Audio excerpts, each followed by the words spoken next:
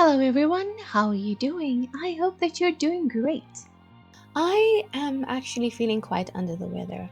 I'm feeling sick. I have kind of chronic sinus issues and they're acting up again, and this ear is like completely blocked, I believe from the inside.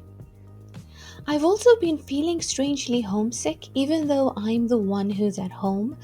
Most of my family lives abroad, including my mother and my niece, who's like my favorite person in the world.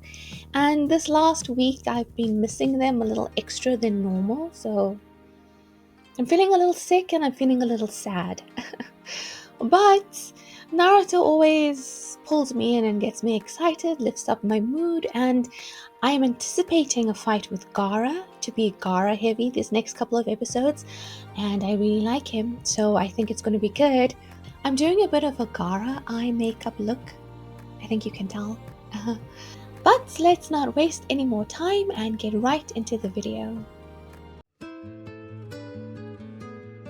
Gaara successfully encloses Deidara in his sand and everyone is very relieved. And some of the other shinobi are like, thank God the Kazekage is here. As long as we have the Kazekage, we'll always be fine.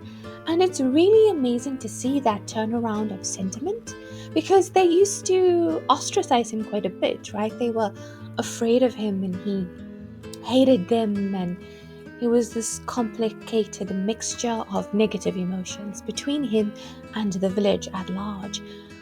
So he must have done so much to really prove himself, I guess. I don't know if prove himself is the right word, but to show him that they can rely on him, that they don't have to be afraid of him, that he is going to protect them. And it's so nice to see them accept him and embrace him and make him the Kazekage. This is all because of Naruto's influence. Look at him changing the world. The Akatsuki shinobi explodes out of the sand and Gaara pursues him, snagging him and pulling him towards a giant sand mouth. He makes another bird, kinda looks like an owl, and continues to evade the sand's grasp. What are you even wasting your time with that for? It's the most boring book ever. I didn't make it past page 10. What? So, I couldn't have spoiled it for you. We figured just the mention of make-out tactics would be enough to freeze you in your tracks. Pretty good strategy, huh? Well done, Naruto. Poor Kakashi is so disheartened. The famous copy ninja taken out so easily. Tsunade congratulates Naruto and Sakura and dubs the three of them Team Kakashi. It's no longer a student-sensei dynamic, but true teammates on equal footing. That's awesome for them, and I hope that this comes with a pay bump for our teens. Gaara finally has a hold of Deidara's arm, and the guy can't get it off. The music that's playing during this fight is so cool and creates such a intense and eerie atmosphere.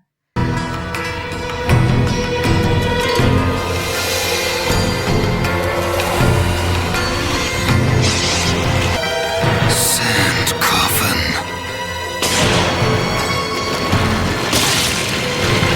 And I think this guy yanks his arm off in order to get free, but I'm not entirely sure that's what's happened. Seems like he should be in more pain if he just pulled his arm off. But then these badass ninjas are just built different. I get it. The sand he used to crush my arm is faster and more powerful than ordinary sand from the desert. So it stands to reason that sand is different.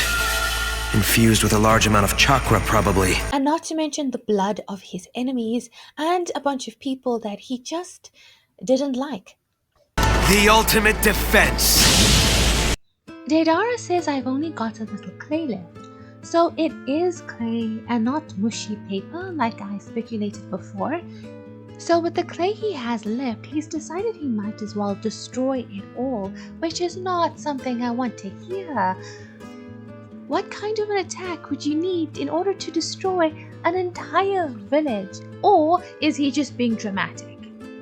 And then the Sasori guy is seeming quite impatient and very menacing, so that's also something to be worried about. the citizens of the village hidden in the sand are standing on their rooftops and balconies watching the fight, and I really think I'd be hiding in a situation like this one, but it is nice to see them rooting for their Kazekage. Gaara, who was excluded from his village, now embraced so completely. It's very nice. Baki is worried that Gaara will lose control and Shukaku will take over, thereby putting everybody in danger. And Kankuro is confident that that would never happen. And so we see a past conversation between the brothers. You know how they see you. You're a weapon of terror. I know that. I must clear my own path. And perhaps then, the day will come when I can be like him. I will work hard and connect to the people of this village. I think I finally understand the suffering and sadness of life, the joy. These are feelings that can be shared with those around me. One day, Kankuro, I'd like to become something precious to others too. Not just to be viewed as some hideous weapon, but as the sand's next Kazekage. I'm genuinely touched by the sentiment of Gaara saying, I want to become someone who's precious to others as well. Because like that's like hitting at the core of like humanity. That's what we all want, is to be precious and valued and loved by others, right? And Gaara rejected that feeling inside of himself, that desire, that yearning, that need for so long that it twisted him into a kind of monster. It tortured him, brought him so much pain. And now, through his friendship with Naruto, he's able to let go of all of that pain and all of the difficulty and the strife of the past to look forward in a hope and determination and optimism. And now in the present we see that he is the Kazekage, so he did it. He set out to change how the village views him, and he succeeded. It's like that whole idea of no matter what has happened, it's never too late to try again. You never know what's going to happen to turn everything around. Now, this is a bit of a sidetrack, but there's that anime, Kotaro Lives Alone. I made a video about Kotaro Lives Alone. If you don't know Kotaro Lives Alone, it's about this 4-year-old boy who lives alone because he's abandoned by his parents. He's got nobody. He's very self-sufficient, and it's very, very sad. There's a lot of real sadness in Kotaro, and a lot of people describe it as very depressing, but I think it's really hopeful because he goes from being alone and then he moves into this building and he meets his neighbor and they become really close, and the neighbor becomes like his caretaker, and he makes all these friends in the building and he goes to school and life changes. So for me, the message of that anime is that no matter how bleak, no matter how hopeless, no matter how sad you are right now, you could be one decision away from everything changing. You could step outside and meet someone who changes everything for the better. And so you just never know when you're right before that step is going to happen, and everything becomes unrecognizable in the best way possible. I really like to remind myself of that and hold onto that like hope. Kakashi, Sakura, and Naruto walk through the streets of the Leaf Village, and it kind of has a nice energy going on. It's very vibey. I wonder if it's the weekend. Sensei is still a bit stunned that they actually got the belt from him. Naruto jokes he's surpassed him, and he's like, I'm not over the hill yet. In fact, I just came up with a new jutsu. And Naruto is barely listening because he's hungry and it's been far too long since he's had some Ichiraku ramen. I miss the cute little newbies who used to react with wonder at everything I said and did.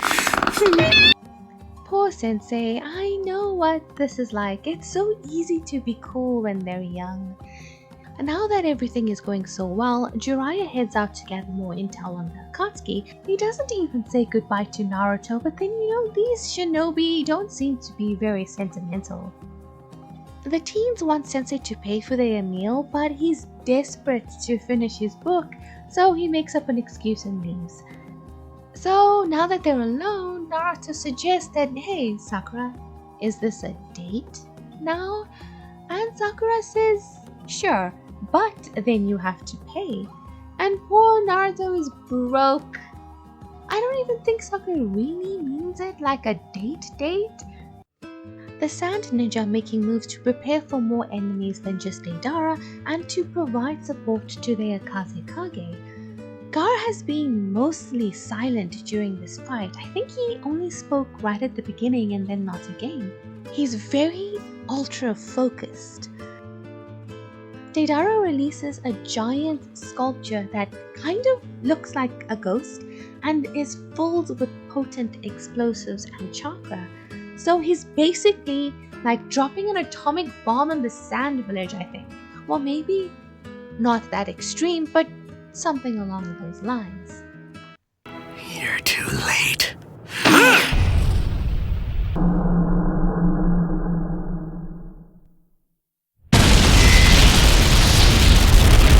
That is a big explosion. We see Naruto at Ichiraku Ramen, and I really wish they would just focus on Gaara and Deidara because I can't fully appreciate this reunion on account of the possible destruction of the Sand Village. Old Man Ramen offers Naruto's meal for free, and then Iruka comes and he wants to pay, and Sakura is gone. And Naruto is sad now because the food is going to be free and his date has abandoned him. I don't know. Maybe I should have let him treat me to half a bowl of ramen or something. That's kind of cold that she didn't stay with him at Ichiraku Ramen because he couldn't afford to pay for her meal. I mean, he's just come back to the village after a long absence. She should treat him. And I don't know exactly how it works, but I'm guessing he hasn't gone on any missions while he's been away with Jiraiya, so he hasn't been paid. So, of course he's broke, and he's a Genin and she's a Chunin, so she would earn more money than him anyways, right? So, geez, Sakura, maybe you should treat him to a meal after his return from his long absence.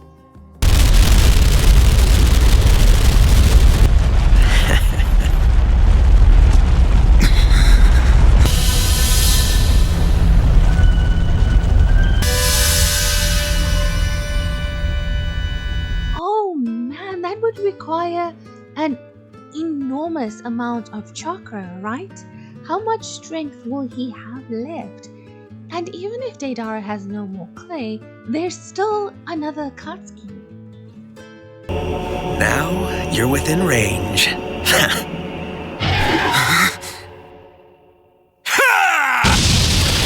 Gaara! Oh man, it was all just a distraction. Bombing the city was never the plan. Man was thinking several steps ahead.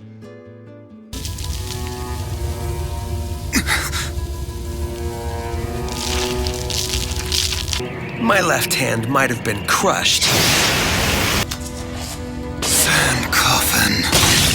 but I used the opportunity to eat your sand, and I mixed some of it with my detonating clay.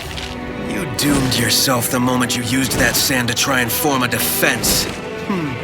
And the best part is, I planned it that way all along. True art is...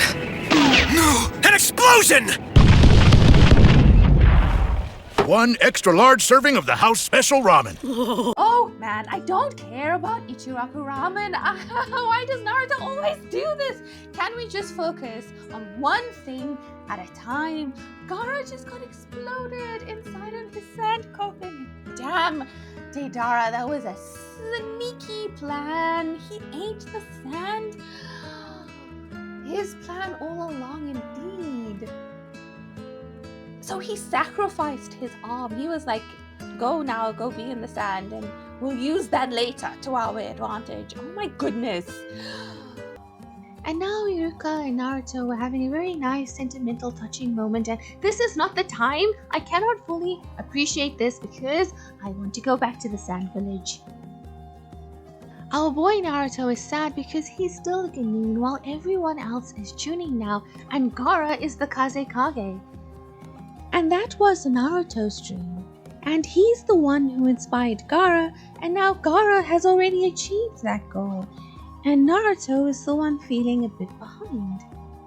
And even though he does feel this way, he has nothing but positive things to say about Gaara and him achieving the position of Kazekage. He explains that training with Jiraiya was intense and it even ruined his clothes and he had to get a new cloth for his headband, which explains why it's black now.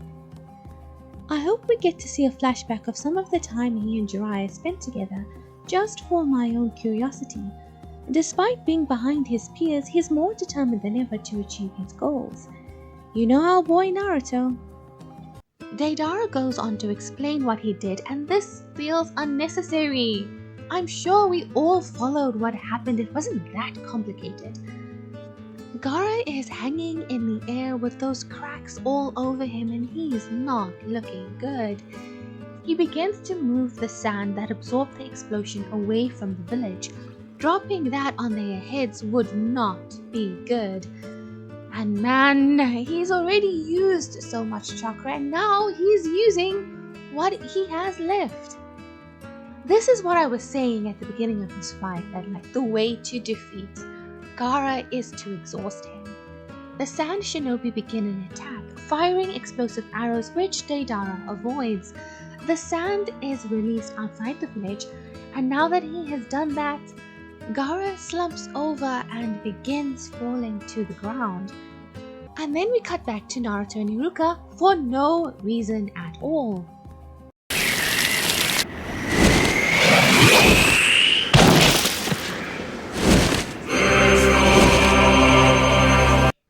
That musical cue was excellent. Well, my mission is clear.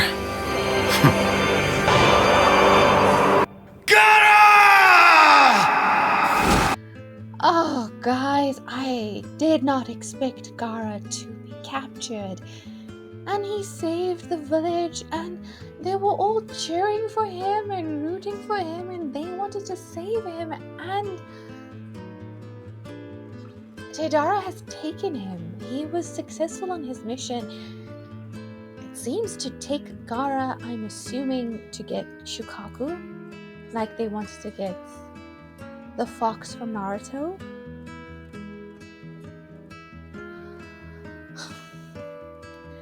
So as the first big mission of the series has to be rescue Gaara, right? Oh man, Gaara!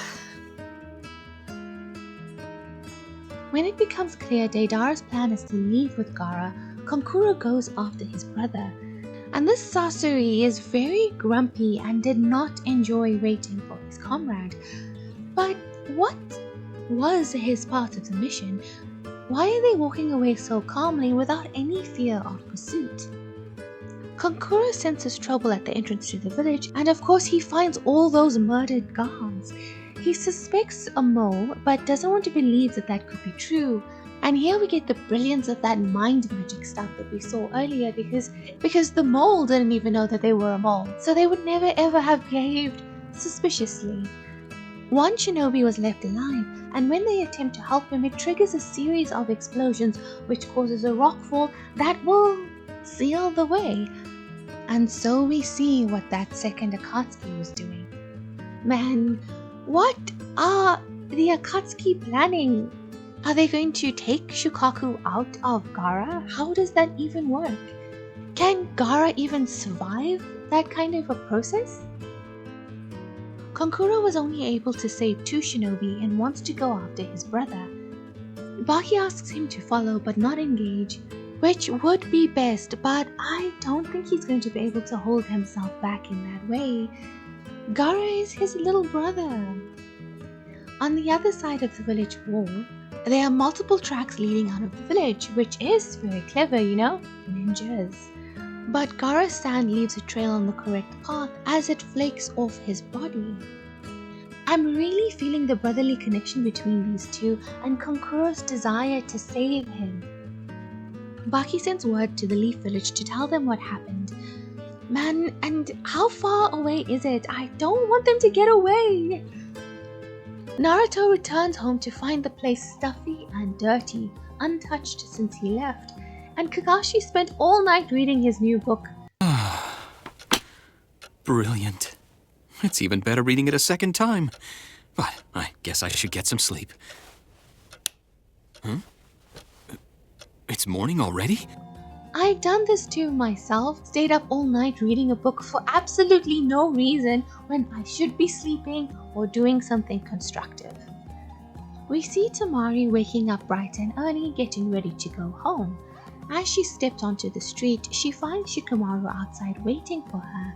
He remarks she's up early, but then so is he. It's his job to escort her, and so here he is. Which means he's gotten to know her well enough that he knew she'd leave early, and our lazy boy made the effort to wake up so he could say goodbye. For someone who's always complaining what a drag everything is, he's very sweet and thoughtful. I still remember him visiting Naruto in the hospital. And we are seeing his special interest in Tamari here. This is very good foundational work for them to end up together in the future. Oddly enough, better than Sasuke and Sakura, in my humble opinion. Looking at Naruto's bedroom, I can't believe he actually has a poster of noodles on his wall. Back in the desert, Kankuro has caught up with the Akatsuki, and I am so worried for him. The show has done a good job of building up my affection for him in quite a short time, because I was very neutral and maybe even a little on the negative side towards him before this. And now we're going to see what this hunched guy is capable of. Kankuro brings out his puppets, and I suddenly remember how much I dislike the chattering sound they make. I wasn't expecting such a serious storyline so quickly into the series. Though I do like it, because in general Naruto does waste a lot of time, right? Even just this fight between Gaara and Deidara kind of took a long time. We're on episode, 8? 7. And it wasn't that much that actually happened, but it was told in tiny bits over several episodes. And I kind of wish it hadn't been. It might have been more impactful if they had just given one episode to Sakura Naruto versus Kakashi to get the bell, and then one full episode of just building the tension of Gaara and Deidara, and ending with him being taken away.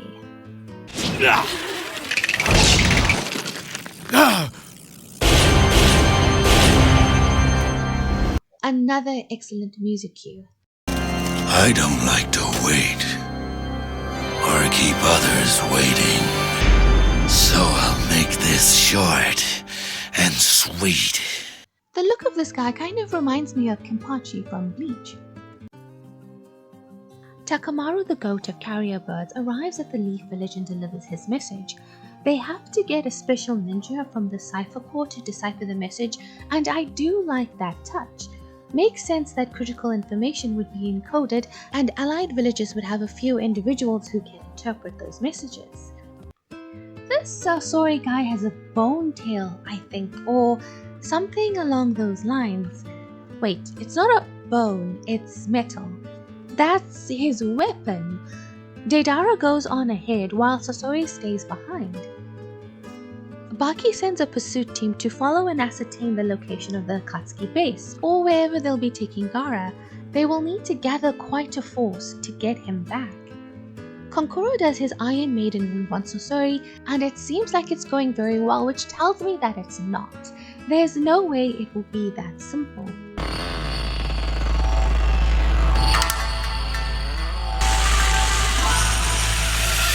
It's only a sand clone.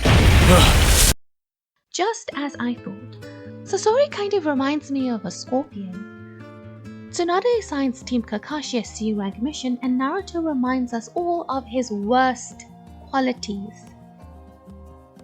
The Cypher Ninja interrupts with a message from the Sand Village. The news that Gaara has been captured is shocking to everyone, and Tsunade decides to send Team Kakashi to the Sand Village to offer them support in any way they might need. Naruto is much more satisfied with this mission, and I imagine he desperately wants to save his friend, especially after he failed to save Sasuke. Kankuro is struggling against Sasori, who seems to anticipate his moves before he makes them, defending with that weapon of his and barely moving. What Kakai Genkai or Jutsu is this guy using? How is he able to do this? As long as I stay behind it, you can't touch me. But even the best-made puppet has a weak spot. No, it can't be! I was watching that so closely that I even forgot that I'm supposed to be recording. There's something about this music that really pulls me, and I know I keep saying things about the music, but it's really affecting me. I feel so concerned about everything that's going on. It's like, oh no, Gaara. Oh no, Kankuro. Oh no, the Sand Village. Oh, what's gonna happen? Is everybody okay? No, they're not okay at all. What I really want is for them to be able to save Gaara before he gets to where Deidara is taking him, but I don't think that's what's going to happen. Tamari is seeing some bad omens and knows something is wrong. Her brothers are in so much danger. What is this Sasori's ability? I half expect him to have the Sharingan, but clearly his eyes are unchanged.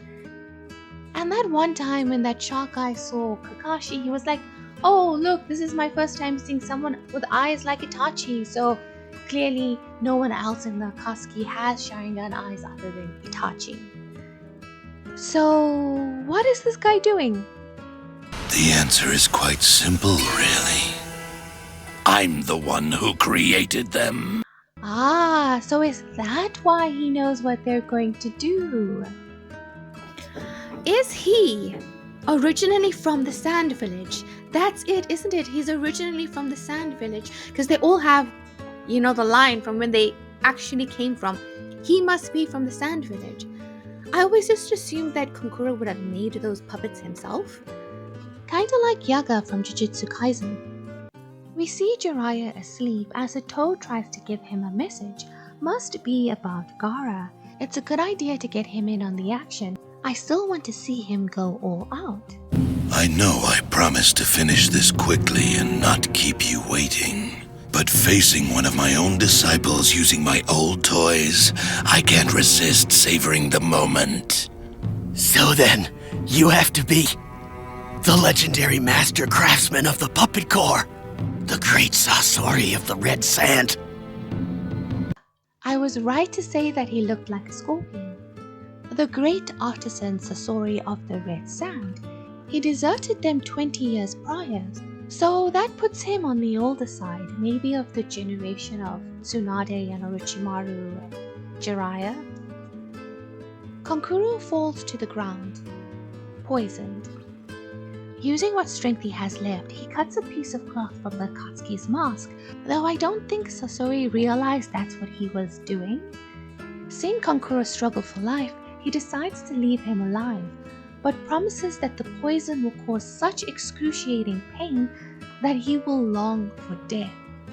Shouldn't take more than 3 days.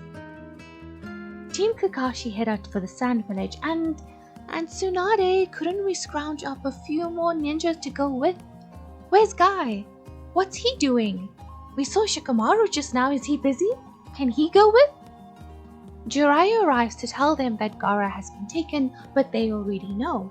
So I assumed that the toad had brought him a message from the Leaf Village, but the toad must have been his own spy. So is that how Jiraiya gathers information? He's just got toads all over, eavesdropping on conversations? That's kind of brilliant. He goes to Tsunade and points out that the Akatsuki are after Naruto, so maybe they shouldn't be sending Naruto to the Akatsuki? Which is a good point. She defends her choice, explaining that she doesn't really have any teams ready to go other than them. The Toad Sage pulls Naruto aside and gives him some advice. Keep a calm head, which is something I don't think Naruto is going to be able to do, and to never use that power, not specifying what exactly. My guess is that this power is what Naruto was about to use at the beginning in the flash forward against Sasuke when he was going to break the last seal on Kurama. I wonder how long it will take to see if my guess is correct. Jiraiya gives some advice to Kakashi too, and he's like a grandfather sensei, multiple generations of students. Maybe even a great-grandfather sensei, seeing as he taught Kakashi sensei. Iruka looks worried as he watches the team depart. He tells Tsunade that he's not worried, but he totally is. Hang on, Gaara. We're coming! And that is going to be it for this video. I was not expecting all of this excitement. I'm so invested. It pulled me right in right away. I'm like, oh, Gaara. Gaara's character development is so interesting. To think he started off as a proper antagonist and we saw him kill multiple people for no real reason, and Naruto was terrified of him. Remember when he begged Kakashi to stop the fight with Sasuke? And now, here I am, deeply concerned and saddened that he has been kidnapped. I just want him to be happy, and I feel like he was. But it is good to see how his redemption has kind of continued even within his own village, and that he has become a beloved figure to them, and they all cheered for him as he was fighting Deidara, and they were sad when he got taken away, and they still believe in him that he will be recovered. And I'm really interested in what caused Sasori to leave the Sand Village, especially when he seemed to be so highly regarded. So for now, this is the end of the video. I hope that you enjoyed it. Please like and subscribe to the channel if you did. I hope that you have a good day. I hope that you have a good week. See you in the next one. Bye.